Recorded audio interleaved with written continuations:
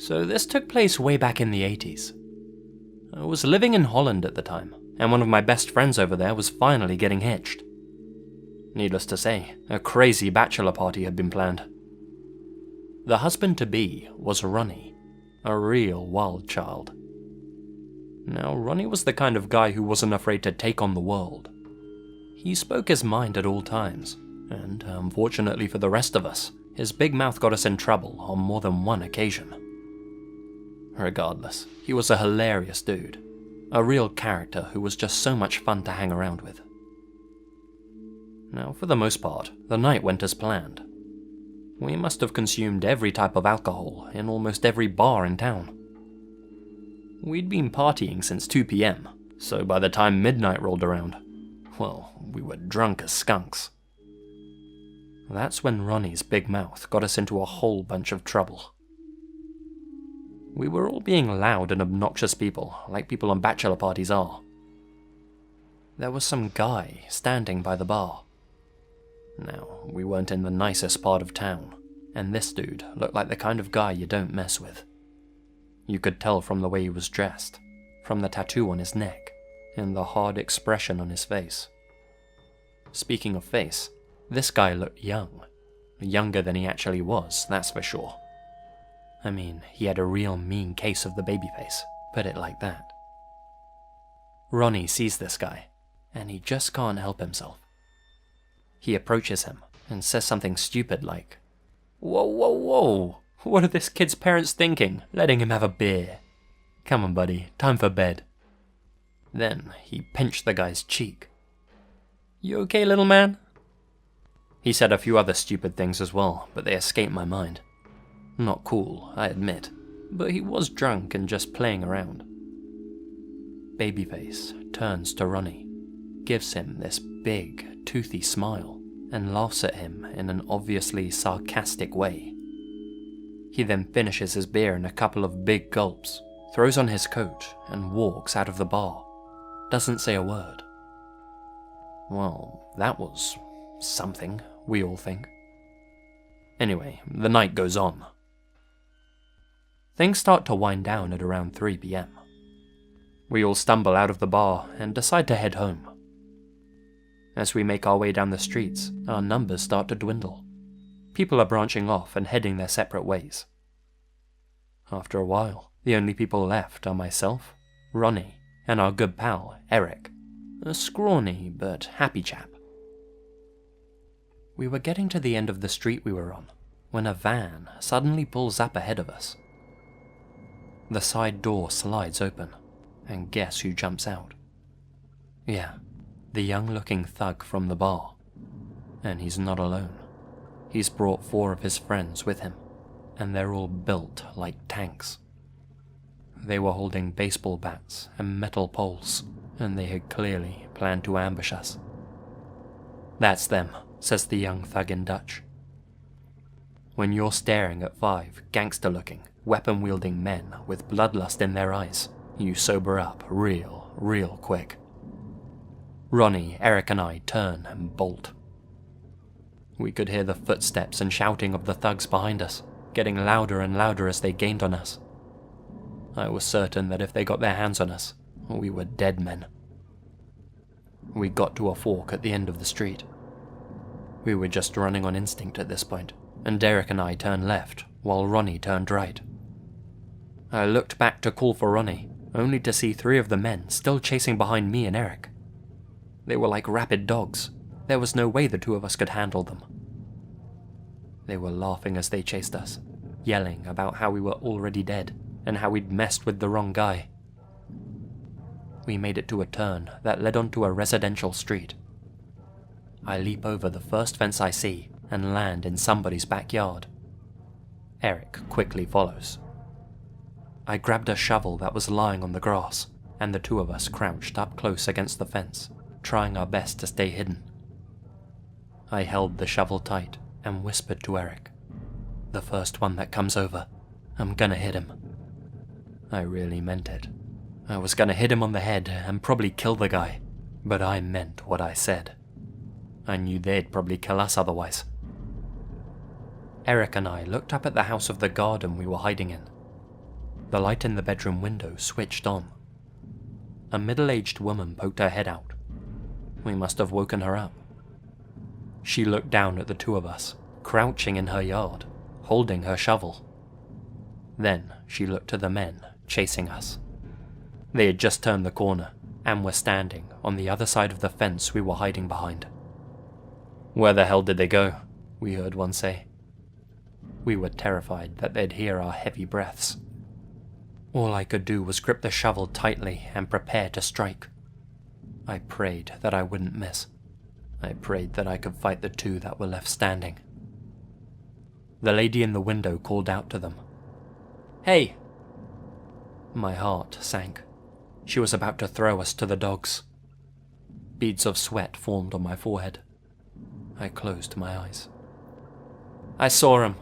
They went that way," said the lady, and pointed down one of the side roads. The thugs bought it and ran off into the night. This angel realized what was going on, and she had just saved our skin. She watched as we hopped over the fence and made a break for it in the opposite direction. We both gave her a nod before we sprinted off. I'd never been so grateful. This was before the days of cell phones, and we had no idea where Ronnie was. We went around to his house, but he wasn't there. We, of course, feared the worst. Thankfully, by the time the morning rolled around, he had re-emerged. He'd managed to slip away from the thugs, laid low for a while, and made it home without them following him. To this day, I'd say that's the closest I've come to dying. In hindsight, those guys must have been watching us from afar for a few hours, waiting for most of our group to leave so they could strike. They wanted Ronnie, but were more than happy to attack Eric and I, just for being friends with him. Luckily, we all escaped, and Ronnie got to marry his blushing bride and have a few kids. Never did learn to keep his mouth shut, though. Crazy Dutch bugger.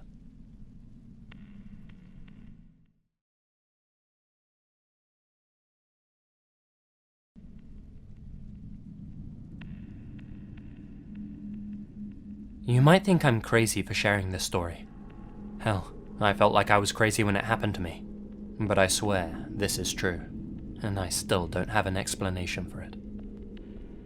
Last year, a buddy of mine was getting married. When the night of his bachelor party rolled around, I was super stoked. Only problem was, I had a shift at work that night.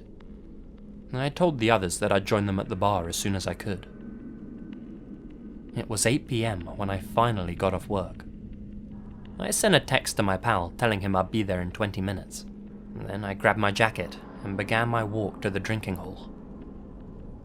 The road between my workplace and the bar was always empty and desolate, with a forest on one side and barren fields on the other. I hated working late, since walking this lonely road always gave me the creeps. On the rare occasions a car drove past and lit up the road ahead with its headlights, I felt more comfortable, even if just for a brief moment. Now, this night was particularly dark. I was using the flashlight on my phone to light the way. The phone rumbled in my hand. It was a message from my buddy. "Okay, see you soon." I was about 5 minutes into my journey when something caught my attention on the left. Far in the distance, in the open field, was a moving shape. A human shape, about 200 meters away. Whoever it was, they were alone, and they were slowly moving towards the road I was on. It seemed odd to me that someone was out there, walking through these empty fields in the dark, all by themselves. Still, I didn't pay it much mind. I continued on, keeping my eyes on the road for a few more steps. When I turned back to look at the distant figure, I was startled by how much closer they were to me now. Maybe only 100 meters away. They were still walking at the same pace a normal person would, but had gained an unnatural amount of ground in the few seconds I wasn't looking at them. It looked to be a tall, thin woman. I was more weirded out now, especially since she seemed to be walking directly at me. I walked a little bit faster, turning my gaze back towards the road. Then, after a few more seconds, I turned back to look at her again. Jesus, she was just 50 meters away now, moving like a moth attracted to the light of my phone. It didn't make sense. How was she getting so much closer every time I looked away? If she was sprinting, it still would have been inhuman, but she was just walking. "Hey," I called out. "Are you okay?"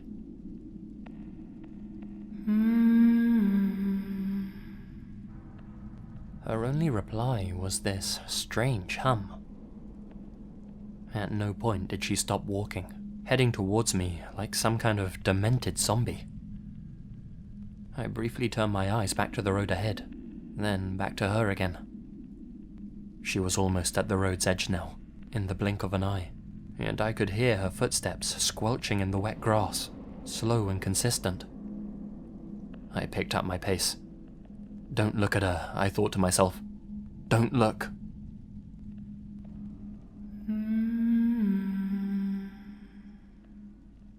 The sound of her footsteps had changed.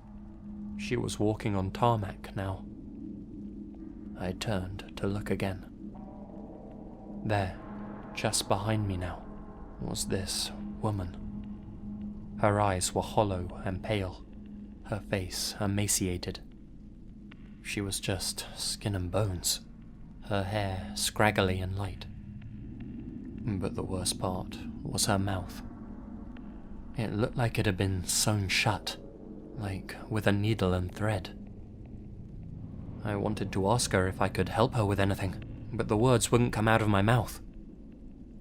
She looked at me for a few moments, before walking across the road and towards the woods on the other side. I sprinted off down the road, scared out of my mind. I looked behind me to see if she was following. All I could make out was her figure disappearing into the trees. I made it to the bar and rushed inside, desperate to tell my friends what I'd just seen. "Dude, good to see ya. What took you so long?" they asked me. "We were all getting worried about you." Work, like I told you," I replied, obviously distressed. "Whoa, are you okay, bud? We've been waiting for you for like 3 hours. Huh? What were they talking about? I'd sprinted half of my journey. That must have only been 10 minutes max. Confused, I checked my phone.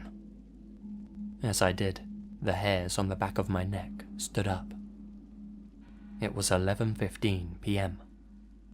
I'd left work at 8. I knew I had. The timestamp on the text message I sent my friend confirmed it. Somehow, on the short run from that girl to the bar, I'd lost 3 hours. There's no rational explanation I can come up with. Before this incident, I didn't believe in the paranormal, but I'm certain that the missing time and the girl were in some way connected. That was easily the creepiest experience of my life. It shook me to the bone, and even now, when it's dark, I still take the long way home from work, rather than walk down that lonely road by myself.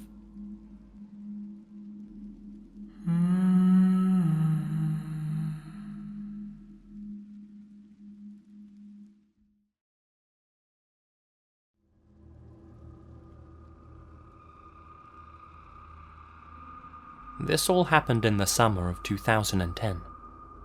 An old friend from school was getting married, and a group of 7 of us were going to his bachelor party.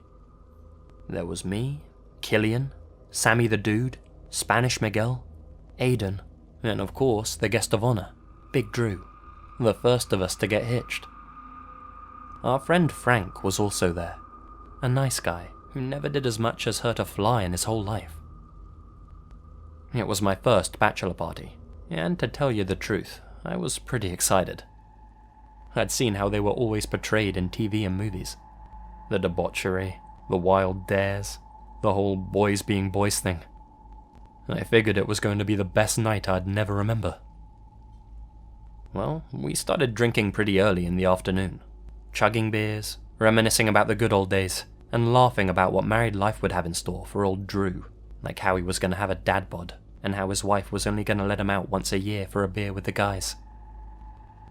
At some point, somebody brought over a platter of shots. I've never held my liquor very well, but hey, it was my good pal's party, so it would have been rude to refuse. After that platter, somebody bought another one, and then another one. It all starts to get a little fuzzy after that. The next morning, I woke up fully dressed with the world's worst hangover.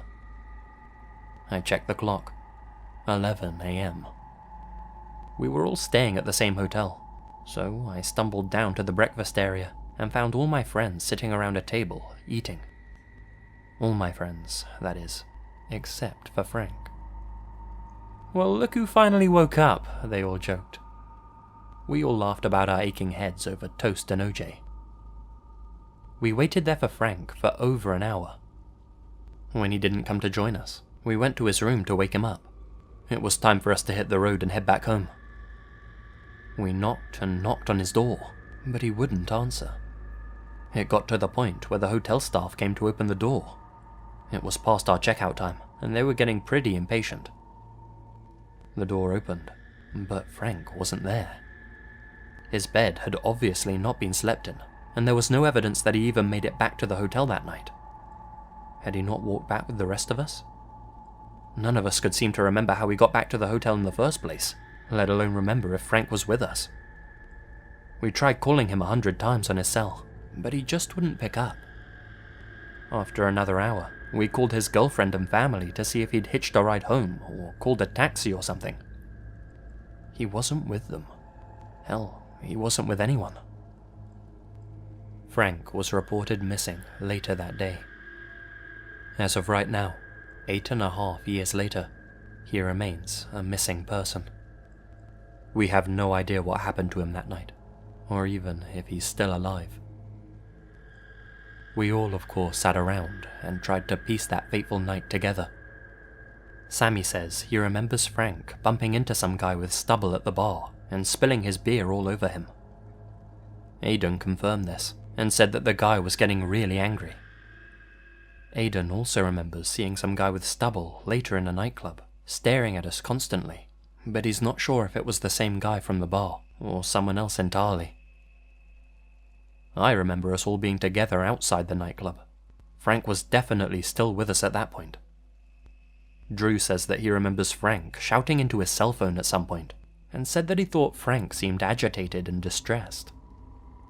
When he tried to ask if he was okay, Frank apparently became aggressive and told him to get lost.